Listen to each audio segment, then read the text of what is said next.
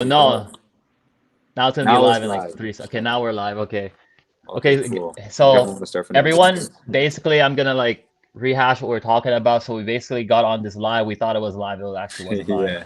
but we were talking about how Brazy is from Toronto. I'm from Edmonton, and then he was asking about how the market is.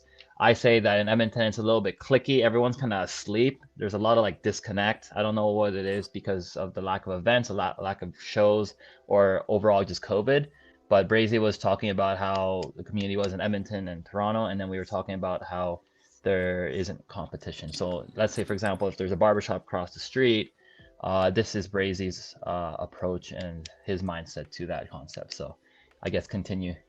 Oh yeah, like as I was saying, most barbershops, especially in Toronto, they're kind of all just like everybody's for their own. Like um, I'm trying to take your clients, you're trying to take my clients, and even it gets down to the nitty gritty of even in the barbershop itself, right? Most Yep. barbershops in Toronto are rent based, and I don't really find that's the best way to go. Firstly, because I feel like everybody is in competition with themselves, right? But yeah, like in Toronto, it's very like dog eat dog type thing, and like I was talking about, like I started looking a lot into the hairstyling industry, and I see how everyone's like unified, right? And I think as much as I see how much the hairstyling industry has grown in terms of the barbershop industry, and it's amazing how like just the fact that if you're able to create a community base that you can thrive like three times more, like and the main reason why I feel like this is because most barbers are men, and men have very high egos, and I they was just gonna say, yeah, they just want everything to themselves. They want to get it themselves, they want to earn everything themselves, they want everything to themselves. But it's like I was saying about building the pie, like the whole goal should be to build the industry, not to just build your own self. And I feel like once people get the bigger picture for that, that's when they're able to actually do something. Because if a barbershop down the street is charging $27, and as we were talking about, like most people try and go down, then that's just going to bring the quality of the industry down, right? But if we all work together and the barbershop down the street ends up able to charge 35, then that means we can still end up bumping our price up higher, and continue growing and growing and growing. Because over here, like at my barbershop, everyone besides me, everyone charges $40. So it's like the barbershop down the street charges 25. Why can't that barbershop down the street charge 35 or 40? it's that's because right. it's because of the community that's not really being built around here. But like I said, I'm working on it day by day. Like I was saying, I teach people that even work at different barbershops down the street around the area, and it's like it's just about building the pie, man. That's all it's really about. Definitely, and I completely agree. I would see it as yes, a community, it's a team effort thing. So for example, like I noticed that like maybe a little bit of like like a more of a cultural thing, but I find that a lot of the Arabs or the Lebanese people, they love lowering their prices. And I find that a lot of them have like their uncle that opens a shop and it's like, okay, well, if my fucking nephew can open a shop, I'm gonna open another shop as well. And I've noticed that maybe it's just an Edmonton thing, but there's a lot of shops because of COVID, or they all shut down, and they thought it was like, okay, well, it was almost like a hype or a trend where, hey, if he's doing a shop, he's killing it, I'm going to do another shop as well. But when COVID hit, they shut down. And part of the reason is that it's not price is not always a determining factor because like, okay, well, if shop A is $25, I'm going to do 22. Now all of a sudden there's 20 other shops that are charging $19 a cut, Yeah, yeah. right? As a result, employees don't want to stay anymore because they don't eat enough. So now there's a high No. turnover, and they have that mentality. I find that it's more so like a scarcity mentality where, okay, well, they're gonna lower their price, but to what point? Because now the business doesn't make money, the barbers don't want to stay anymore, and number three, that means that they're taking away the quality and the experience of the haircut to the point where a customer comes in and now it's a race. They do the quickest fade as they can, right? But now there's nothing left. So it's like it's cannibalizing this community, cannibalizing this market. Whereas if you take the opposite approach, a less defensive approach and more so an offensive approach, where now you get together and say, hey, barbers, like maybe it's a direct thing, it's an overt thing, or maybe a covert thing where they start noticing that other barbers are raising their value and now they're justifying their price. If you're gonna do a brand like a fresh, like let's say beard and skin fade, let's say $40 or $50 range, why not have that encourage and motivate other shops to raise their value and as a result to raise their prices? But I find that it's a tricky situation because now again you're attracting lower end clients, mid-range clients, higher end clients. There's a lot of variables in place, but that's something that I've noticed in the Edmonton scene. So I'm not sure what you notice in Toronto, but I completely agree. There needs to be sort of a standard that barber shops need to look into. And the main problem is that there's too many barbers trying to open up barber shops and running it not like it's a business, right? Like people don't understand that a barbershop is a business. This is a business just like any That's right. others. But there's just barbers that own the shop. They're not businessmen. And I think that's the biggest problem because they're still trying to do the same thing, like cut hair while running the business. And you cannot really do that unless you have a partner or whatever the case may be. But there's, like I said, there's too many people just trying to, they think it's cool to open up a shop. They think it's easy to open up a shop. And don't get me wrong, it's easy to open up a shop, but it's even easier to close it down. Like people, a lot of barbers don't Yes. understand why they're doing it. They kind of just, I want to make money, but it's like there's so There's much that more. goes, there's so much that goes behind it, right? And that's what I feel like is kind of crashing the industry is because they're kind of doing it, they're looking at it as a side hustle, you know, and not really as like a true actual business. Like I made a post.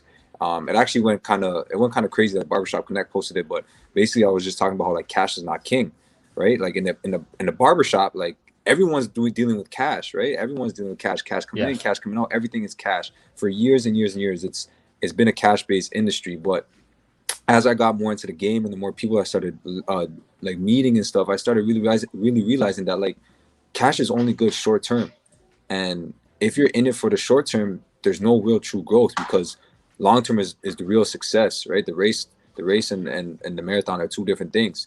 So That's right. I think everyone that opens a shop, a lot of them looking at it is in the short term. Like, what can I get out of this barber right now? What can I get out of this client right now? Instead of like, how can I build a long term relationship with them? How can I build a longevity in this business to where eventually I might have to not make as much now, but maybe 5 years down the road, if I build it properly, if I structure it properly, then I don't necessarily have to be behind the chair all the time. I find that it's a lot of barbers, they don't have the mentality of getting off the chair. They want to, but they don't have the mentality of getting off the chair. And just because you open up a barbershop doesn't mean that you're automatically getting off the chair. If anything, it's going to be you're working behind the chair and you're cleaning everybody else's chair as well, you know. But I find it's really like really hard for the industry to grow when there's a lot of people just trying to open up a barbershop just because it's like they think that's the end goal when it's really not, you know. Like personally, I don't 100%. I don't really recommend barbers to open up a barbershop unless they truly know exactly why they're doing it, you know, because for me it never started because of money, you know. Me, money is not freedom. I have a goal to have financial freedom, but that doesn't mean it's exactly money, you know. It means creating something, creating a place where people can come and essentially take over my job and I can do the other thing. Like I've been learning a lot about marketing and Hmm. stuff like that, and that's a lot of things that barbershop owners don't even care about. They don't care about the reviews on Google. They don't care about posting ads. They don't care about connecting with other businesses in the area, which is like they should be. Like that should be their goal. Instead of trying to get clients, they should be trying to get clients for their shop. Instead of just doing it for themselves. You know. 100%. Now, I guess I have a question for you.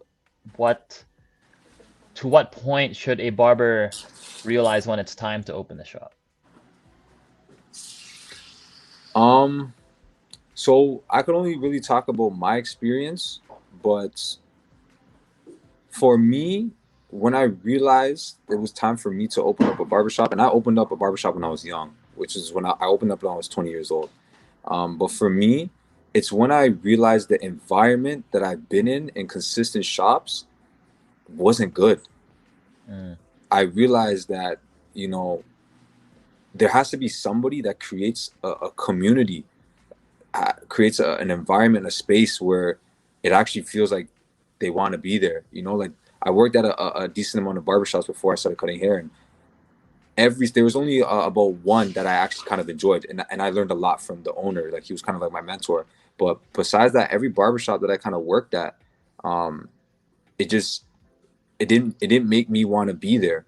it just kind of made me not like cutting hair as much as I loved it. I was in love with it, but every day, like the people, the environment, it just made me realize like if somebody's gonna have to create something, somebody's gonna have to create something. So for me, the point was when I realized was that there was a problem in the industry, and maybe that might not be for everybody.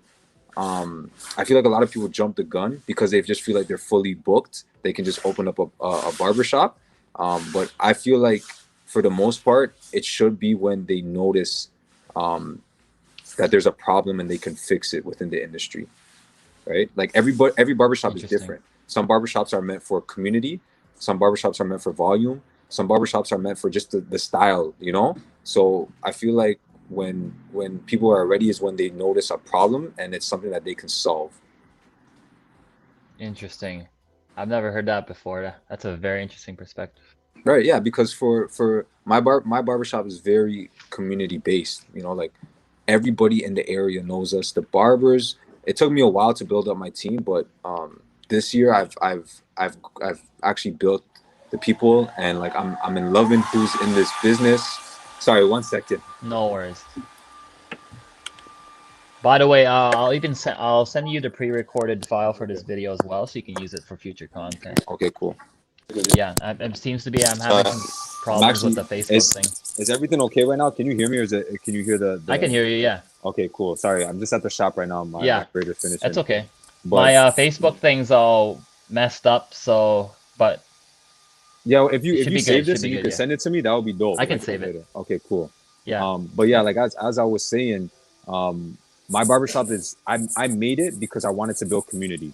That was where I noticed the lack in the industry. So that's why I knew I had to do something. And I did it at a young age because I'm hungry. I'm hungry, and I realized that if I can do this while I'm young, I can also inspire other people to realize that they don't have to open up a barbershop when they're 35, 40, or they don't have to do something. Because for me, the people that own barbershops, they were all pretty old. Like the youngest person that I worked for was about like 32, you know? Oh wow. Yeah. So I was just like, I always had that mindset where I was like, maybe maybe I have to be 30. Maybe I'm not able to do it when I'm young. But when I kind of just sat there and I was like, why not? Why can I be one of the first to do it? Why can I be I guess you could say a sore thumb in the industry and let people know that I'm doing something, doesn't matter what age, doesn't matter how old, whatever the case may be, that's also creating impact in the community as well. So I had to take the risk as well too. But that's where I noticed, that's the whole reason why I opened up the business, was because I noticed the lack of community in barbershops and I wanted to create that. Interesting. And you know what? I'm gonna add something to that. So this is from my perspective as a marketer, but there's this really, really good approach where you're always looking for needs or gaps in the market, and you're always based on creating a product or service on what's the biggest problem. So I really like how you have that perspective on the community base and more on like the essence of a barber, and then kind of like my perspective on like structure or like more like business or numbers or in a way like getting them as a customer, more like a business. But when I can kind of compare those two traits and commonalities, I can see a lot of the patterns that you're saying. So it's really interesting how you say like, okay, I see this problem. There's a lack of community. I'm gonna go solve it by creating my own community-based whatever vehicle I choose. And Clear, you know, clear. no worries. Sorry about that. And you No, have an academy, you have your barbershop, and that's the vehicle that you're curating as a community that's solving a lot of things that are missing in the market. So I really exactly. love that little touch that you have. And everything that I do, it aligns under the same why, right? The barber academy, the barber shop, even how I represent myself towards the community as an individual, it all goes back to lack and trying to figure out the Yeah, problem in the industry. You know, like especially with education in Canada, like there's not too much educational programs. Like, yeah, you have your traditional hairstyling school, but that's hairstyling school, you know, like there's not true barber schools. I'm not sure how it is in Edmonton. But in Toronto, in Ontario, like barbering is not considered a profession. There's no actual barber license in Ontario. So there's so many people out here that are just getting into barbershops, not knowing what they're doing, you know? So that's a whole another reason why I created, interesting. I figured out what the problem was. I took time to figure out what the problem was and try to create a solution. Interesting. You know what? We're in the middle of that in Alberta. I believe we have a barbering course, but right now they're really struggling with the trades because they're having a huge like political problem in the Alberta Trades Association. This is just a little bit of information out here and there from the grapevine, but they're firing a lot of people that just sit on their desk and don't do anything. And it's like, yo, you guys are the officers of the trades, and you're not even hauling ass. Like, there's a big need. There's a lot of market with people trying to become barbers, but they're not getting their shit together. No. Uh, we finally do have a barbering school or barbering course to get your barbering license. It's like get your master barbering certification or something like that. I'm pretty sure it's a license. I think it's a legit license. But right now they're having a lot of issues with the trades board right now. But it's a big push to try and work in progress. So Yeah. And like I said, I feel like the only way they'll take us seriously is when we take ourselves seriously, you know? mm, Um, I'm leading back towards the salons, but if you go into a salon and you go into a barbershop, you can notice the difference in professionalism. You know, salons have front desk people. Barbershops barely have front desks. Do you see what I'm saying? It's because yeah, the way we present ourselves and the way they do. The minute that we start taking ourselves seriously and we start actually taking our business as an actual business, then I think that's when they'll start to notice as well. You know? I like that. Yeah, there's that. There's these memes going around. I'm not sure if you follow this guy named Pissed Off Barber, but I see him. Yeah, he I see him. I see him. he puts a lot of spotlight on the truth that they don't really bring up. But I mean, like, barbers like not presenting themselves properly.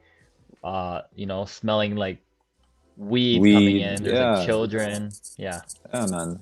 It's crazy. Like even that stuff, it's like it's crazy how we have such a stereotype on, how we're supposed to be laid out. I remember when I started barbering, everybody was worried for me. Everyone was like, bro, how are you gonna make money? Like you're gonna go down the wrong path, like just go to school, da da da da da da. And I was like, I used to get sad because I was like, they don't really see the love and they don't really see the impact that this industry really has. Like I remember when I started actually cutting hair, like to people that I didn't really cut, as friends, and I started cutting strangers and I started having the conversations with them, I started realizing how beautiful that this industry was. And if people were to take it as serious as quote, I guess you could say I did, then man, the way we would grow this place and the way people would look at us as actual professionals, it would just be amazing. And I do think that I really do think we can get to that point. But like I said, it has to be as a community. It can't just be one barbershop doing it and the next not. It has to be all aligned in a row, you know? that's right. Awesome. I guess we'll do a little bit of a backpedal. We kind of want to go over your backstory, Cool. how it all began. So basically, how did you get Brazycuts? What's Oh the man. what's the story, man? So I'll start off on the name. Um, I went to. It's pretty simple, not anything crazy. I used to. I didn't really used to shop a lot, but I went to this place called Zoomies one time. I don't know if you ever heard of it. Yeah. Yeah, and I found this hat that I really liked, and it was called Brazy. It said Brazy on it, and I used to wear it every day, Oh wow. every single day. And when I started cutting hair, that's the only hat that I really wore. So I wanted to come up with a barber name, and like I didn't want to come up with like Carl because my name's Carlos. I didn't want to come up with like Carlos the barber or something like that. So my friends just said, "Bro, you wear this hat all the time. Like, just call yourself Brazycuts." So I was like, "All right, cool." So that's on the name. But starting off, I started cutting hair when I was 18.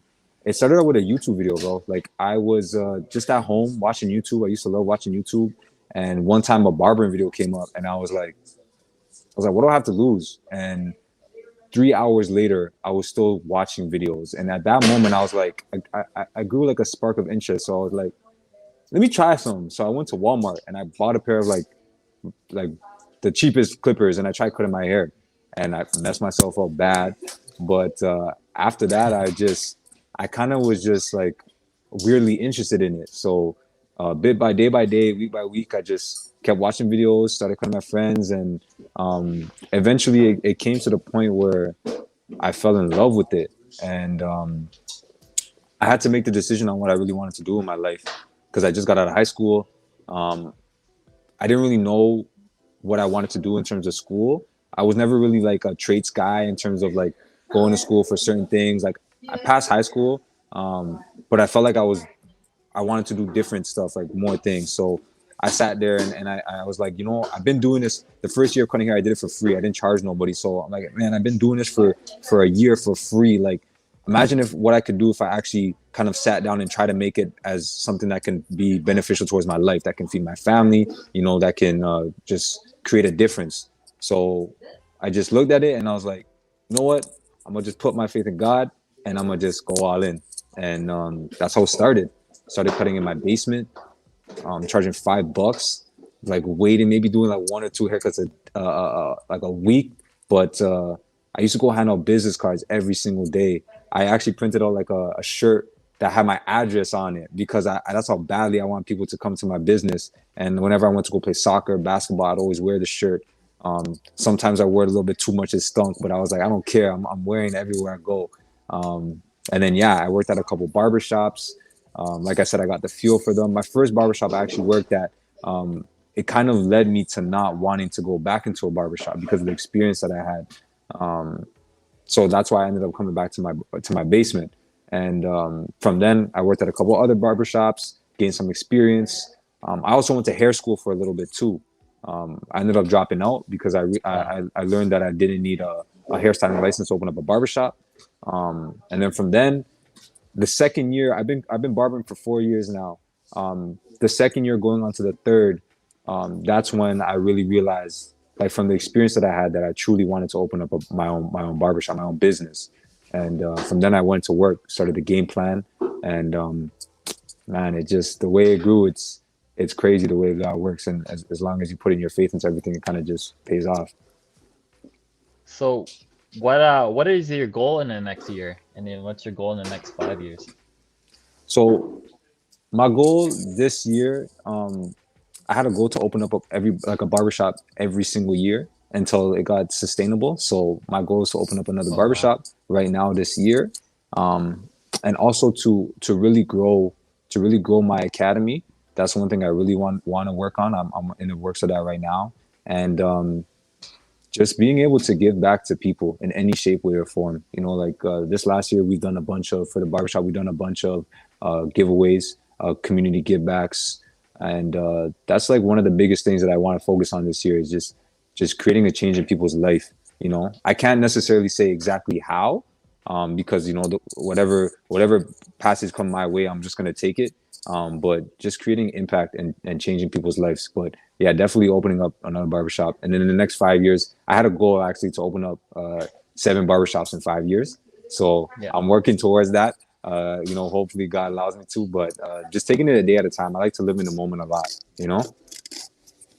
Yeah. Or what would you say would be your top non-negotiable habits day by day to get to that goal? Oh, not for me, it's not so focusing on the little things, but you know, chipping away at the big pot, the big rock, Mm, you know? Like I feel like a lot of times everybody kind of, they focus too much on the little tasks and they kind of forget about the big project. You know, for me, I always have the big project there. I always have it there, flat front, and I kind of focus on how I can chip away at that every single day, and then target the little things that I have. You know, um, that's one of my, take care. That's one of the biggest things that I have, is just working at that big object and not getting stuck in the daily kind of projects that I have going on too much. interesting, interesting. Gotcha. And I guess, oh, by the way, how many days are you working at the shop? Do you work every day or do you take days off? No, so when the barbershop opened, man, I was working 7 days a week. Like, I kid you not. Holy. I have videos. I used to be here from like 8 in the morning till like 2 at night because I was like, I just wanted to get the word out, you know? I'm Yeah. as hard as it was, I was so thankful that I did it because nobody was gonna do it for me, right? Like that's one thing that I realized, especially opening up your own business, is that no one's gonna do anything for you, and like it's not gonna get handed to you. You gotta go hand it out yourself. So I remember like I would just cut all day, and then when like 12 o'clock, 1 o'clock hit, because there's a lot of nightlife around the street, I would just go out, hand out Oh business cards wow. at the clubs, at the bars, just everything. So for the first year, I said I was working 7 days a week. Now I'm at the point where I'm only working 5. But that's because I really realized that to really grow your business, you have to work on the business and not in the business. And once again, a lot of owners, they're too busy behind the chair that they don't have the time to actually grow the barbershop. They don't actually have the time to grow the business. So that's when I realized that, I started taking a step back. So now I have more leeway to kind of work on the business, working on how to grow the industry as well, besides just cutting the daily people. I love that. And it definitely ties back to what you were saying earlier in this video with a lot of barbers just thinking it's just, I'm just going to be cutting hair. That's all they do, but they don't realize that they're also a business operator. And it takes a lot to realize to get from this level to the next level that it's going to be systemization, right? You got to work on the business. You got to create systems, It's more so about than being just a skill. uncomfortable. Most barbers, they're so used to working with their hands, That's and right. standing long hours is not a problem for them. But when it comes to working on your mind and like actually Mm. exercising your brain, that's when they have a problem, and that's when they kind of run away, because it's uncomfortable, because it's something new. Because let's be honest, most barbers, they only really have high school to barely college education. They got into the trade because they Unfortunately, love yeah. doing physical work. You know what I mean? They love doing physical work. They don't really love doing the mental work. But that's when I realized, to really, really, really grow, you have to focus more on the mental instead of the physical, right? That's the whole point of opening up a barbershop, is to get people into the team to do the physical work for you and make sure they're happy. Like, the mindset that I have for my business is that I work for my barbers. They don't work for me, right? If they're not busy, if they're not cutting hair, or if there's no barbers in the barbershop, then I don't really own a barbershop. I just own a big space, and I'm just the only one cutting out of there, right? So That's I right. had to really change the mindset that, they're working for me, and what I tell them goes, and like the orders and stuff. And I really realized that I'm serving the needs for them, because they don't have to be here. They don't have to stay here. They're choosing to. So I have to give them a reason to want to stay here, you know? Wow.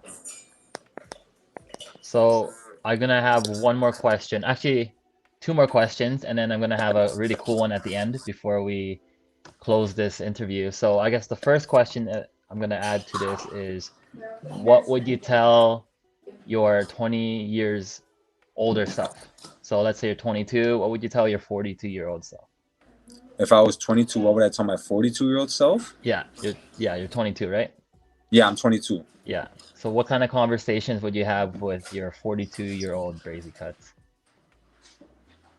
Man, I would tell myself to, like, you're stupid for stressing over the little things, right? Like, I think, especially when you start off owning something, you stress so much because, like, you want it to be perfect. You want it's your baby. You got to make sure that everything goes right, and if something goes wrong, you got to just fix it, right? And don't get me wrong, that's a good mindset to have, but sometimes overdoing it can eat away at you instead of kind of help you. So I think one thing I would tell myself is, bro, stop fucking stressing, man.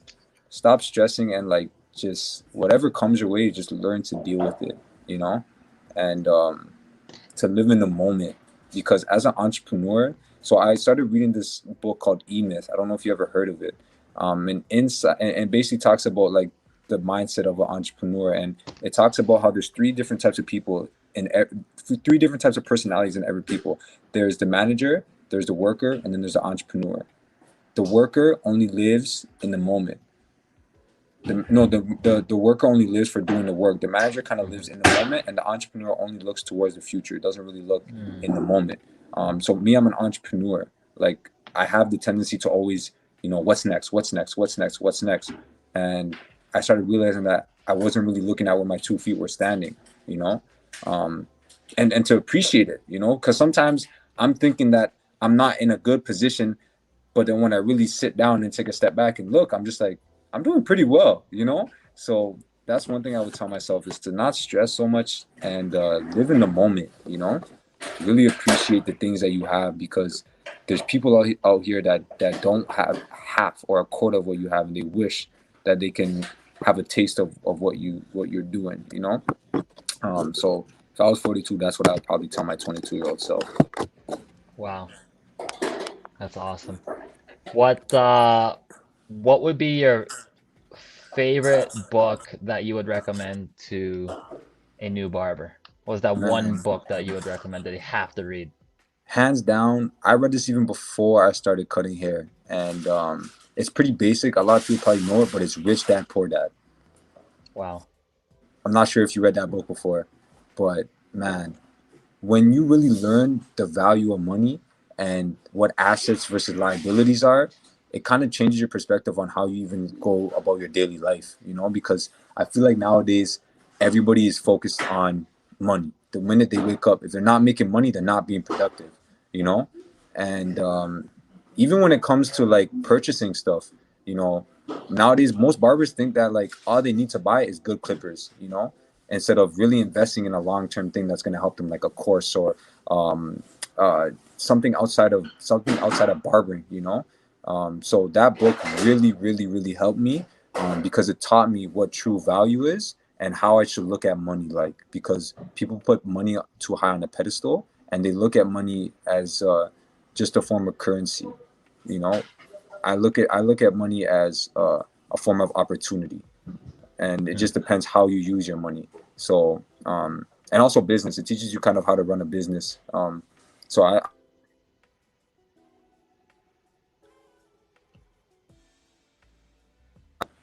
Oh, we lost you for the last couple seconds. hello. Yeah, lost you the last 10 seconds. Oh, my bad. But It really teaches you. yeah, it really teaches you about your,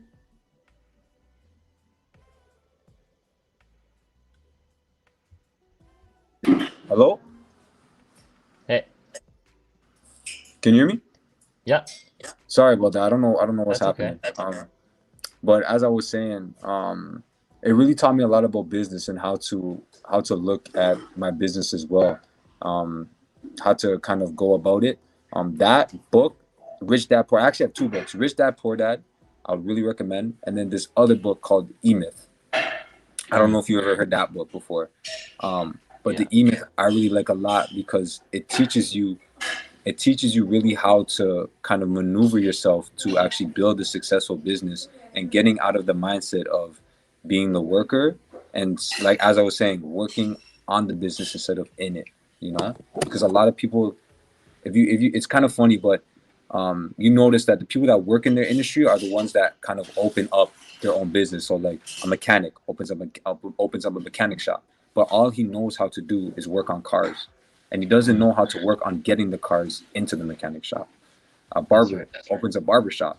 All he knows how to do is cut hair. He doesn't know how to get the heads into the shop to get cut. So it teaches you a lot about how to actually build the traffic so that you don't need to be doing the physical labor, and that you can actually set your business up to where it's self-sustainable, because that's what I believe it comes down to. Having a successful business is having a self-sustained business. Doesn't need to be making the most money, but as long as it's something that you don't physically need to be there every single day, I think that's true success for a business, right? I look at a lot of McDonald's. McDonald's is a successful small business. They Hmm. started off small and they became successful, so they grew. But if you notice, it doesn't matter whether it's a grandpa working there or a young teen working there. The structure and the format is still the exact same. You still get your burger, you still get your stuff served the exact same way. But it's because that the person that ran it, or the person that owns McDonald's, set it up to where that it's literally like anybody can do it, as long as they have the breakdown information, right? Yeah. So that's another book I would really recommend, is the email. Wow. Amazing. I guess before we wrap things up, do you have any last things you'd like to share with the Facebook group?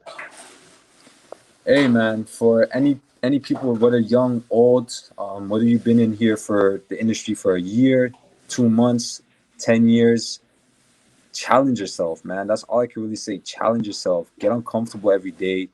Look at everything as an opportunity and never something that like holds you back. Um, do more. Do a little bit more than what you did from yesterday. Try and I think the biggest thing that I can say is try and dream a little bit bigger. Most people get complacent When I started telling people that I wanted to open up, 7 barbershops in 5 years, they're like, man, 20 years old, that's gonna be hard. And I was like, but it's not gonna be impossible. And even if I didn't make 7, if I had that target to make 7 and I got close, let's say I got to 5, that's still 5 barbershops in 5 years. Most people don't even think about even owning one. Um, so just try and have big dreams and do as much as you can with the time that you have, because tomorrow, one quote that I live by, and I have it written down in my on my little whiteboard, is tomorrow is never promised. You know, um, time is so valuable. People don't realize how valuable time is. People don't realize that you can make a. People look at money more expensive than time, but you can make that $5 back. You cannot take that 5 seconds back. Once it's gone, it's gone. So realizing how valuable your time is so important. So that's really what I can say. Go all in. Bet on yourself.